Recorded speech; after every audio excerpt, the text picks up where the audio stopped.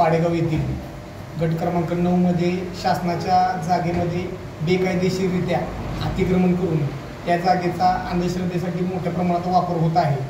खरं तर ही बाब शासनाच्या निदर्शनास आणून देण्यासाठी गेले मागील 4-5 महिन्यापासून डेमोक्रॅटिक पार्टी ऑफ इंडियाच्या माध्यमातून आम्ही वन विभाग असेल, महावितरण असेल आणि जिल्हा प्रशासन असेल, माननीय जिल्हाधिकारी असेल यांना वेळोवेळी पत्रव्यवहार केलेला आहे।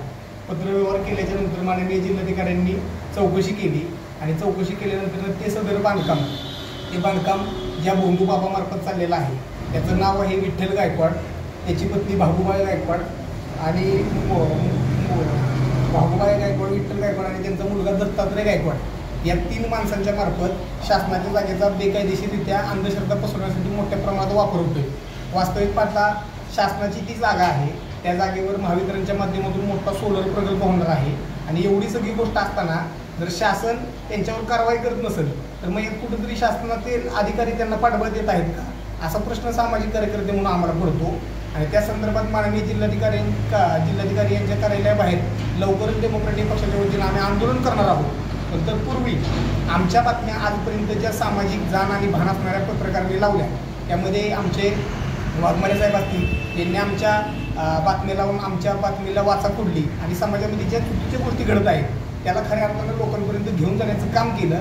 आणि असं असताना सामाजिक जाण आणि भान असणाऱ्या पत्रकाराला या गुंड प्रवृत्तीच्या भोंदूबाबांमार्फत जाणीवपूर्वक दमदाटी करून धमकीचे फोन जात आहेत, ही बाब निंदनीय आणि लाजिरवाणी बाब आहे।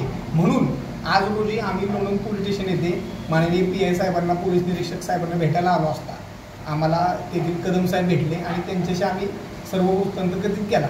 तिथं आम्ही रितसर तक्रार देखील दाखल करणार आहोत आणि त्यांनी आम्हाला आश्वासित केलं आहे की पत्रकारांवर जर अशा धमकीचे फोन येत असतील तर कुठेतरी पत्रकार संरक्षित नाही आहेत का आणि अशा गुंड प्रवृत्तीच्या लोकांमार्फत चांगल्या बातमीला वाव द्यायचा का नाही पत्रकारांनी, याला कुठेतरी आळा बसला पाहिजे। दुसरी गोष्ट अशी आहे की या संपूर्ण प्रकरणामध्ये त्या भोंदूबाबाच्या त्रासाला कंटाळलेल्या एका महिलेची देखील तक्रार आमच्याकडे आलेली आहे, आमच्या पक्षाकडे। आणि लवकरच त्या महिलेला सोबत घेऊन राज्य महिला आयोग असेल, माननीय जिल्हाधिकारी असतील, राज्याचे मुख्यमंत्री असतील, दोन्ही उपमुख्यमंत्री असतील आणि या सर्वांकडे आम्ही याचा पाठपुरावा करून त्या भोंदूबाबाच्या मुजोरीला आळा घालण्यासाठी डेमोक्रॅटिक पार्टी ऑफ इंडिया कटिबद्ध आहे। जय भीम।